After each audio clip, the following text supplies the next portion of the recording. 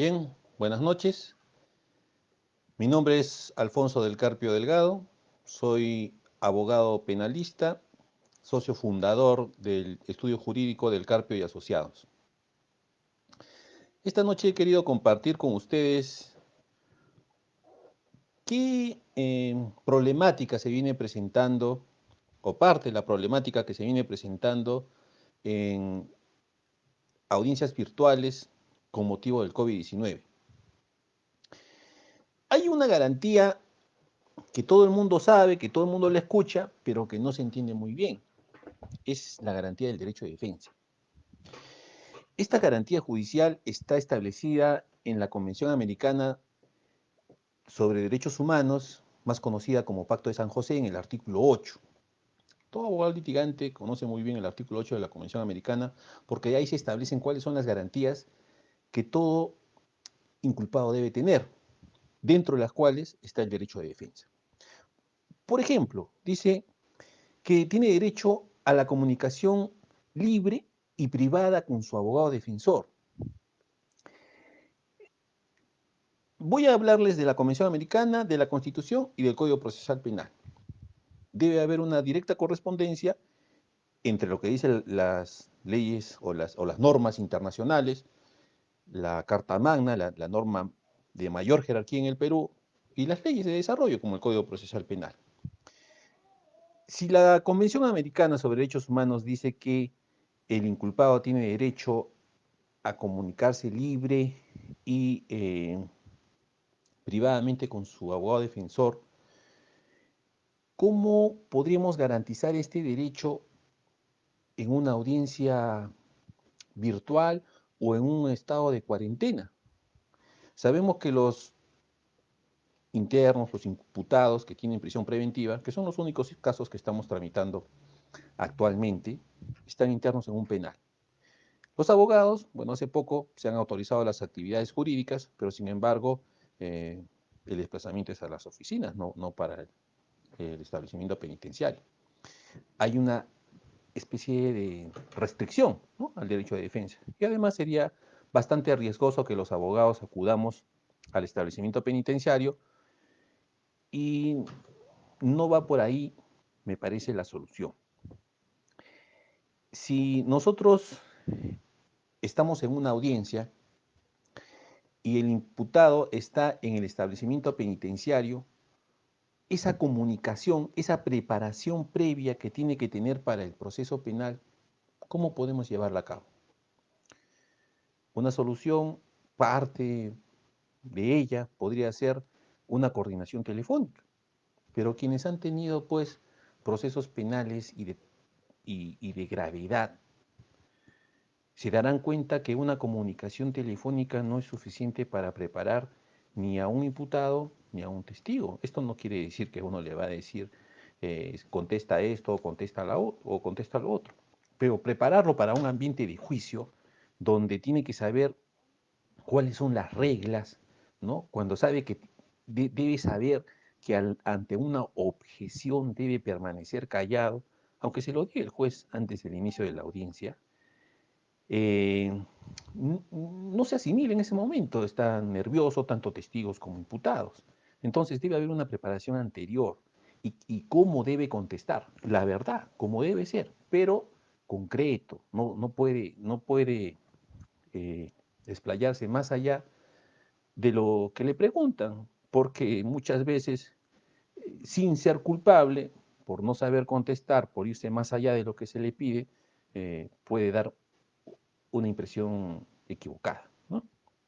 Entonces, por ahí ya en la preparación para el juicio ya tenemos una limitación. Vía telefónica no es muy conveniente, no es muy adecuado, eh, y dependiendo también del tipo de delito. Hay gente que está muy bien preparada, gente que con una conversación telefónica, de repente con un Zoom, ¿no?, con una comunicación virtual, podría, ¿no?, de alguna manera ser preparada. Pero un interno le van a facilitar un celular para hacer un Zoom, es un poco complicado, ¿no?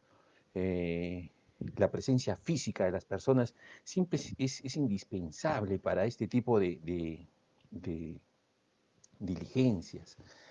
En el juicio, normalmente el abogado debe permanecer junto al imputado. ¿Por qué? Porque en el desarrollo del juicio ustedes sabrán que el imputado tiene derecho a replicar todo lo que digan o los testigos o los medios probatorios. ¿Cómo así? En el inicio del proceso, el código establece que el imputado, si lo desea, puede declarar. Pero no solamente esa es la oportunidad para que lo haga. Puede él declarar y seguidamente puede tal vez la persona agraviada o algún testigo dar su declaración y ante esa declaración él pedir volver a declarar y aclarar algunos puntos. Eso es perfectamente compatible con su derecho de defensa. ¿Cómo advertimos esto? ¿Cómo advertimos? En el juicio, por más preparado que uno vaya, por más declaración previa que existe en fiscalía, siempre surgen novedades, siempre surgen declaraciones eh, un tanto distintas, hechos no contados, cuestiones específicas que surgen en este proceso. Entonces, ¿quién ha vivido pues el hecho? El imputado. El imputado dice, doctor, mire, esto no es así, fue a tal hora, el ambiente en el que se ha provocado los hechos tiene tales características y está diciendo lo otro, esto es corroborado de repente con una noticia periodística que ha salido en tal fecha.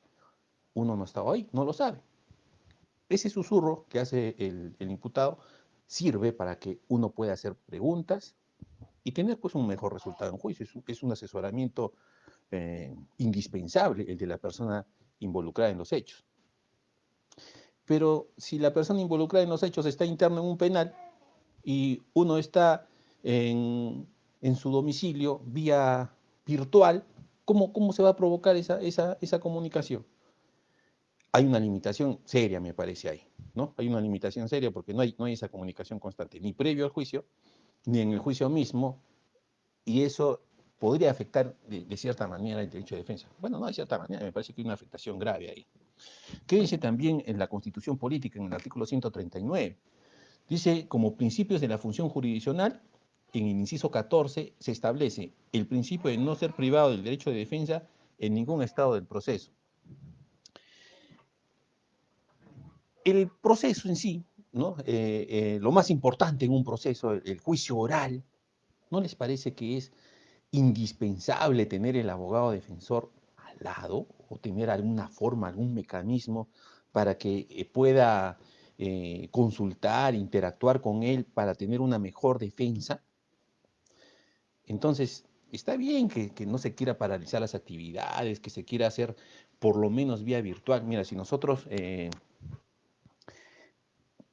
tomamos un poquito el ejemplo de otros países, yo hace poco he estado en un conversatorio internacional con Argentina y otros países, y ellos no llevan casos graves, los están reservando para cuando hayan este tipo de garantías, donde el abogado sí pueda estar junto a su cliente. Ahora, mucho se dice del principio de inmediación, ¿no? Los jueces dicen, no, yo tengo pues una facilidad, una percepción increíble, ¿no? Que vía Zoom yo sé si está leyendo, sé si se le están soplando las respuestas al testigo, ¿no? Con su actuar físico, el movimiento de sus manos, el tono de su voz, ya yo identifico ese proceso de inmediación para mí.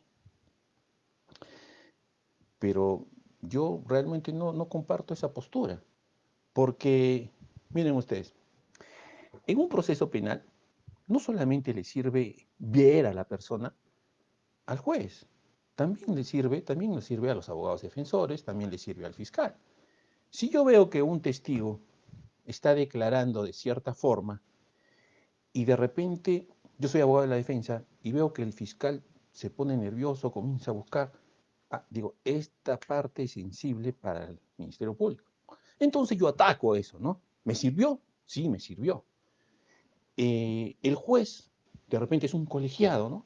Un colegiado veo que hace cierto tipo de preguntas, pone su cara de cierta forma, hace algunas expresiones, digo, eso le está llamando la atención, no le está gustando, piensa que eso no es interesante, refuerzo con las preguntas, para tratar de convencer. ¿Qué es lo que yo quiero en un proceso penal? Convencer, convencer.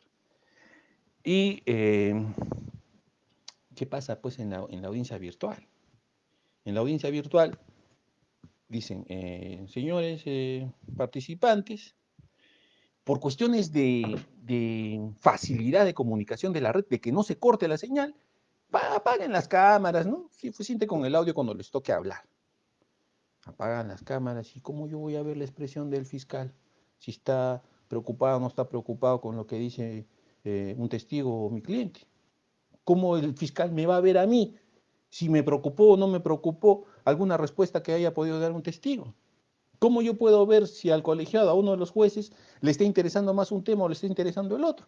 Cuando tal vez, bueno, he visto que cuando hay colegiado, el presidente del colegiado mantiene encendida su cámara, pero los otros dos jueces la suelen apagar.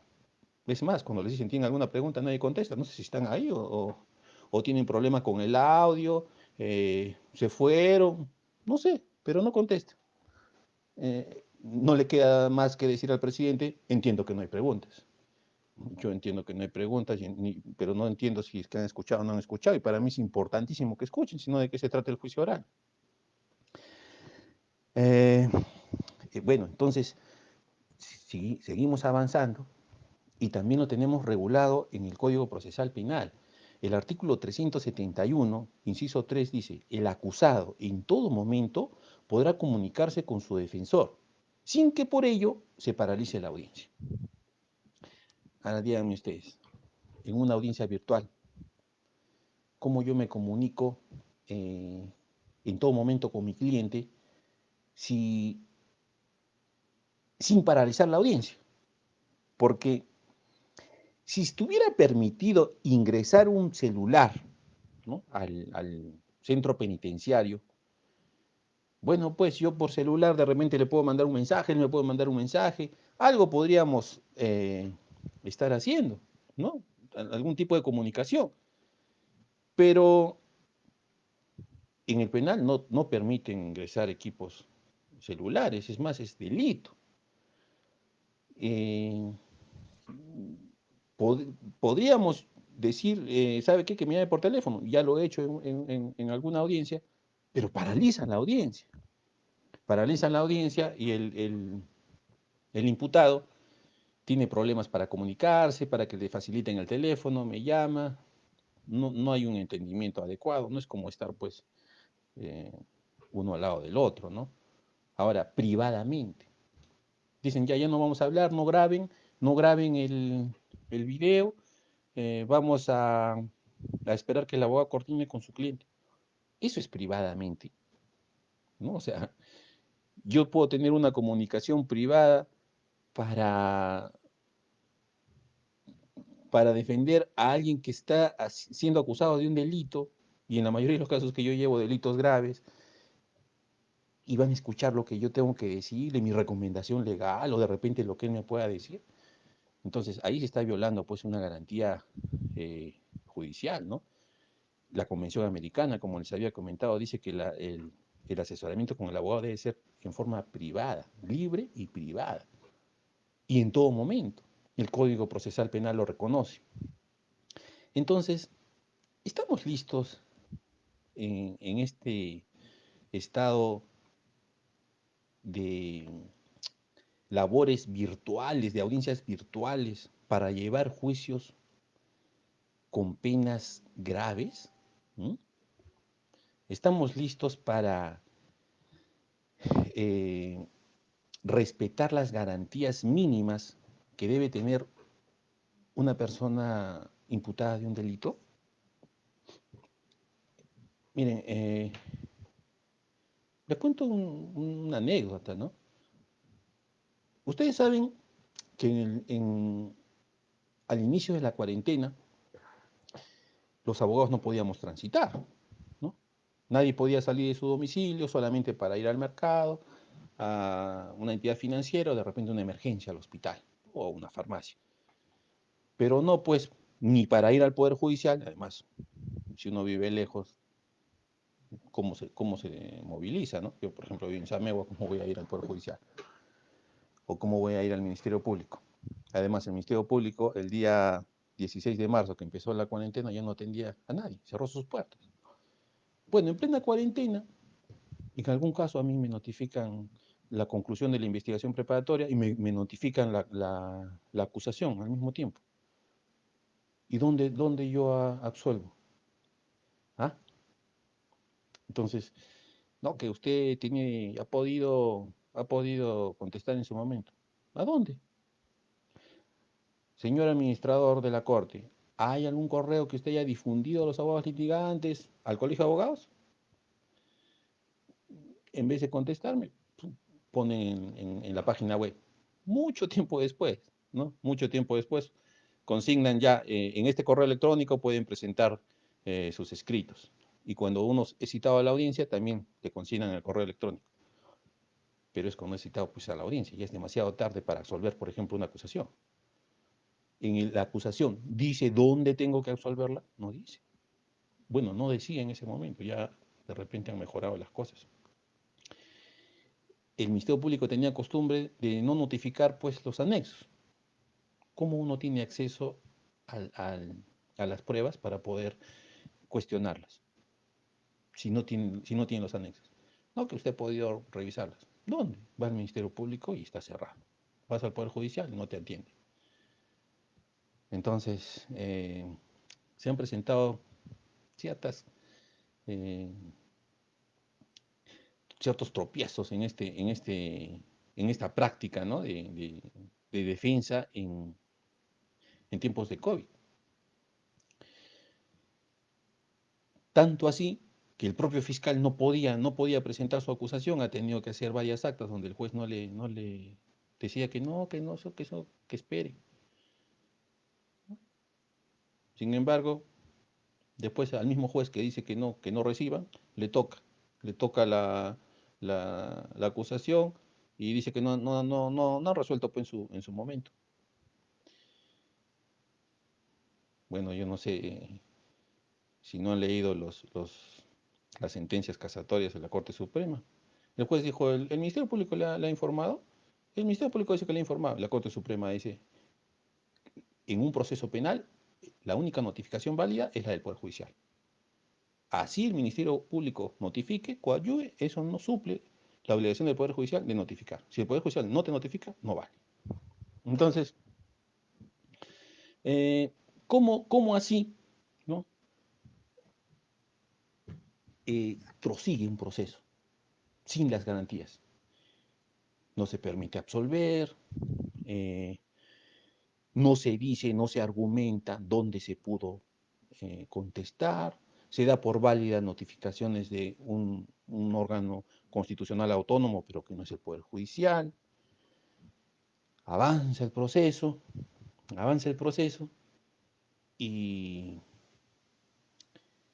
ya en juicio oral se dice que bueno, ya ha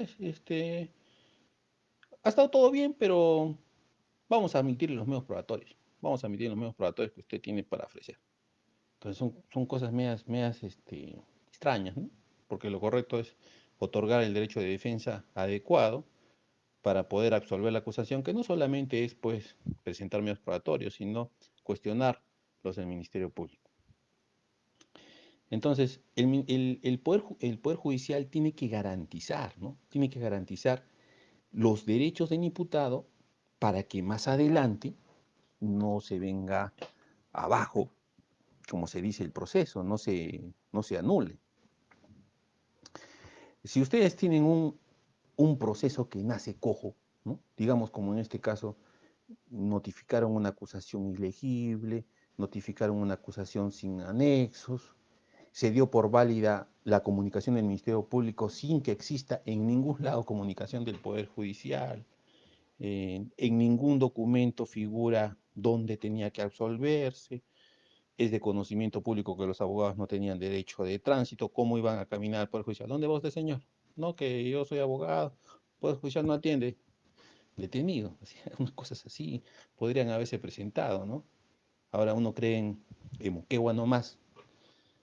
¿Cómo uno ejerce defensa en San Antonio, Los Ángeles, Samegua, Torata, que uno va a ir caminando. O sea, lo primero que se tiene que garantizar es el derecho de defensa.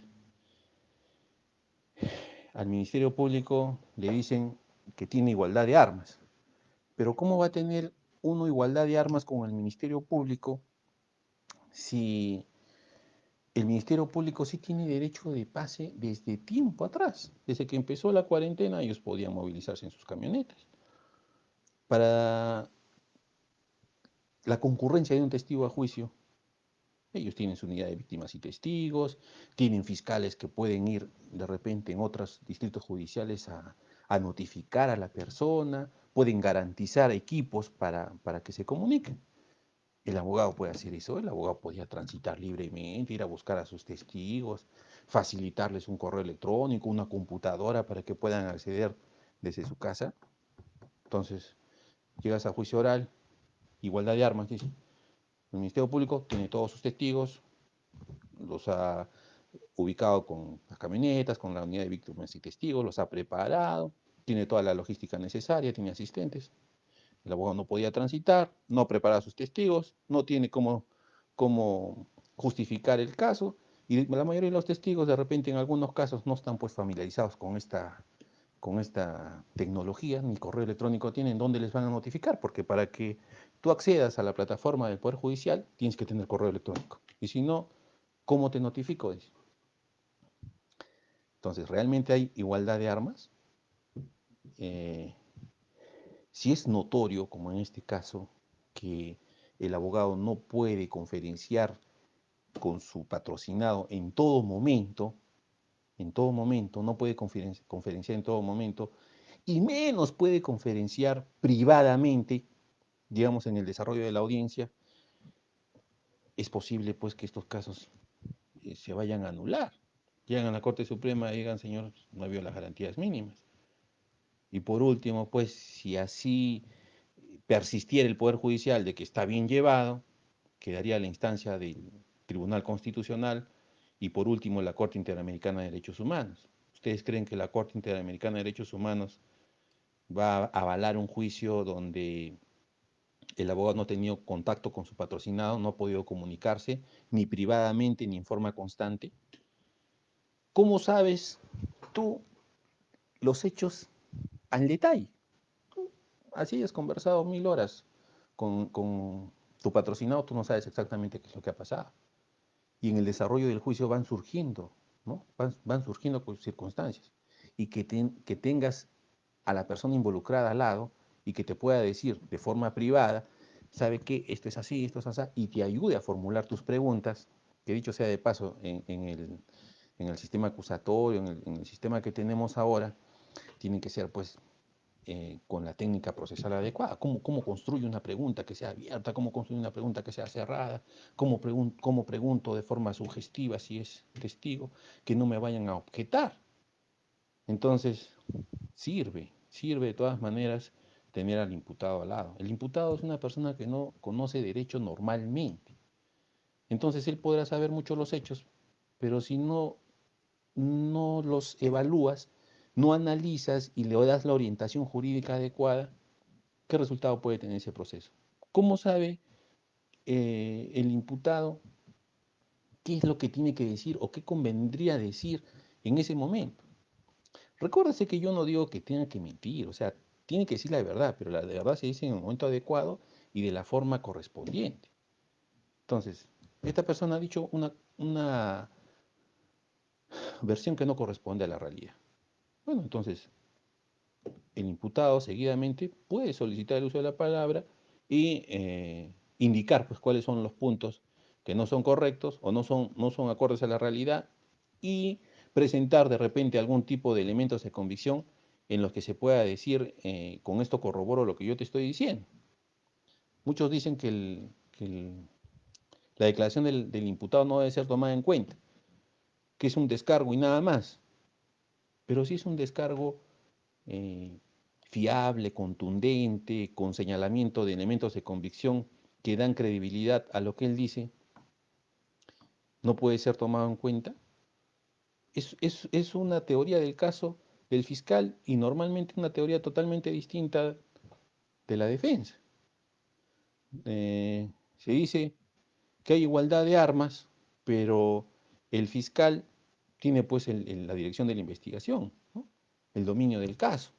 ¿Qué pasa si tienes un caso donde es de importancia una pericia y esa pericia la realizas la pericia y como tú tienes pues el dominio de la investigación, recibes la pericia y y concluyes la investigación? Ya tengo todo, dices.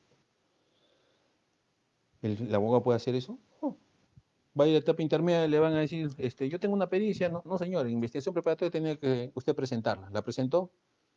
No, porque yo no tengo el dominio de la investigación preparatoria, yo no controlo el plazo. El fiscal tomó la pericia y la concluyó. Sí, dirección de la investigación está a cargo del Ministerio Público. Eh, el Ministerio Público tiene la libertad de presentar los medios probatorios que vea por conveniente y si usted no ha cumplido las reglas, no puede presentarlas. Entonces, no es tan igualdad de armas como se dice. O sea, esta garantía del derecho de defensa, de igualdad de armas, es un poco eh, como un principio, ¿no? Pero un principio lejano, como un ideal, porque en la realidad estamos observando que no se están cumpliendo. Ojalá que se implementen mecanismos en el que el abogado pueda tener pues comunicación constante con su patrocinado, en pleno juicio oral, me estoy refiriendo. Si tienes a un interno acusado de un delito y vas a llevar un proceso penal, digamos, para una condena de 25 años o una condena de cadena perpetua, es dable, es aceptable, es permisible que el abogado no tenga contacto con el imputado, ¿no? O sea, ¿cómo coordino, ¿no? ¿Cómo coordino? ¿Cómo eh, tengo esa facilidad para yo destruir de repente la versión de algunos testigos maliciosos? Al final del proceso, dice ya él tiene el derecho a hablar y no se le ha privado el derecho de defensa porque tiene la defensa material. ¿Qué va a decir pues una persona que no es letrada, ¿no? Eh, Tiene que ser en el momento de la actuación probatoria, parte por parte. Las personas a veces suelen ponerse nerviosas y no contestan lo que tienen que contestar. A veces saben lo que han vivido, pero no lo dicen. Y la judicatura muchas veces para la foto, ¿no? Para la foto resuelven un caso, así sea de cadena perpetua, resuelven un caso en 8 minutos. Hubo un caso de cadena perpetua que ha tenido varias sesiones y más o menos 30 minutos de alegatos de clausura entre el fiscal y el abogado de la defensa, y los miembros del colegio dijeron, en 8 minutos resolvemos. En 8 minutos van a resolver un caso de cadena perpetua. Había 3 testigos que decían que no había estado en la ciudad en el periodo que se le imputa haber cometido el hecho. 3 testigos. Habían declaraciones que no correspondían. Había un video de prueba que al presentarlo al despacho judicial para que lo proyecten, no servía. Y con eso condenan a cadena perpetua. eh, ¿Para qué? Para la foto, en primera plana, ¿no? Poder judicial, sentencia. Y me pregunto yo, ¿entenderán que el principio de presunción de inocencia es hasta tener una sentencia condenatoria firme? Porque si tienen una condenatoria firme, bueno, pueden pues presentarlo como, como una persona pues que ha cometido un delito, ¿no? Pero si no hay una sentencia condenatoria firme, entonces habría que tener un poco de cuidado con eso. Son algunas ideas que he querido compartir con ustedes y para cualquier consulta tenemos el estudio del Carpio y Asociados en la calle Ayacucho 421.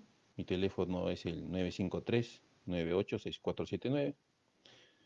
Estoy atento a cualquier consulta o cualquier eh, discusión académica, ¿no? Me gusta tocar puntos, ¿no? Del derecho, ver cómo podemos mejorarlo y conversemos, ¿no? Conversamos, pero siempre con las garantías, pues, que debe tener todo procesado. Gracias a todos ustedes.